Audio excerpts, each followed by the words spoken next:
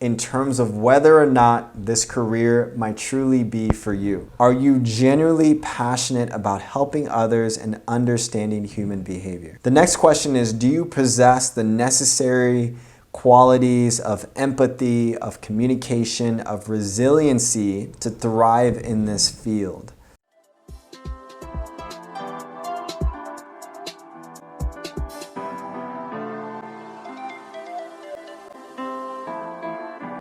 What is up, fam? Welcome back to the channel. My name is Phil Sarpong. This is Phil's Guide to PsyD. This channel is dedicated to all things psychology, wellness, and graduate school. Today we're going to be talking about some different things that I think might be important if you're trying to figure out whether or not clinical psychology is for you. If you have not already, please subscribe to the channel. You can hit the bell for notifications for videos that we do. So that leads into the first tip, which is really having a passion for this field. Now, the way to kind of cultivate that passion, again, is going to be through asking those questions, researching the field, shadowing as much as you can. But I think in having just a general passion for understanding human behavior, you've put yourself already in a really good position to have an open perspective and an open mind about clinical psychology. The other thing that's really important as a clinical psychologist is to really have a lot of empathy and compassion. Now, there are going to be certain things that you will have to hear and listen to as you sit in front of patients and clients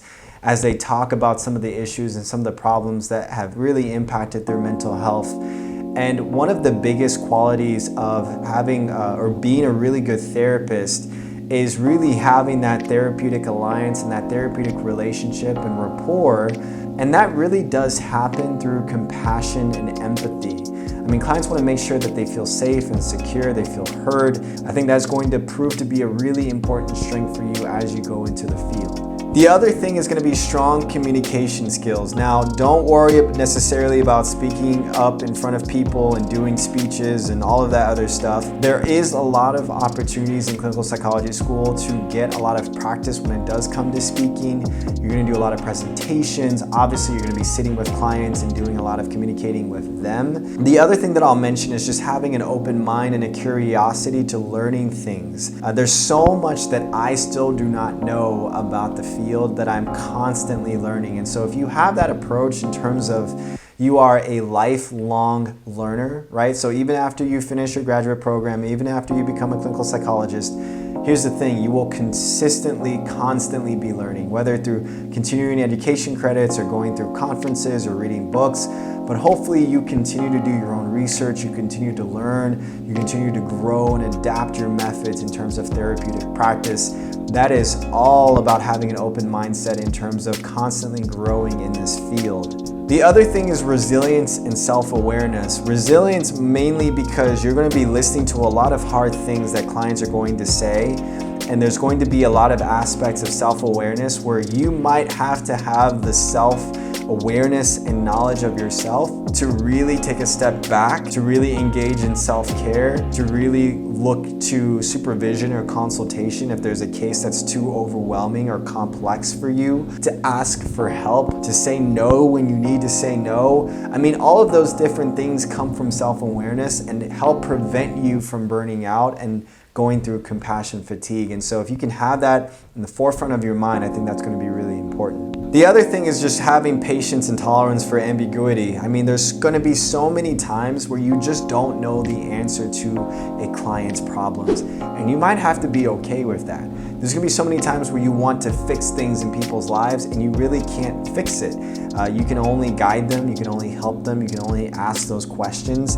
There's going to be a lot of things that are outside of your control where it's going to be really important to just think about your internal locus of control and to think about the things that you can do for yourself, right? At the end of the day, the clients can only do the necessary things for themselves, and you are just a person that is just facilitating and guiding along their journey. Here are some questions to ask yourself in terms of whether or not this career might truly be for you. Are you genuinely passionate about helping others and understanding human behavior? The next question is, do you possess the necessary qualities of empathy, of communication, of resiliency to thrive in this field? Are you willing to commit to the education and training required for a career in psychology? And the final question is, do you have a clear understanding of maybe some of the ethical responsibilities of being a clinical psychologist, but also the professional challenges that come along with this profession? I think the more questions that you can ask, the more clear some of these things will be for you in terms of what might be the right decision. If you have any questions, definitely put it down in the comment section below. If you have not already, again, please subscribe to the channel, and I will see you all in the next video.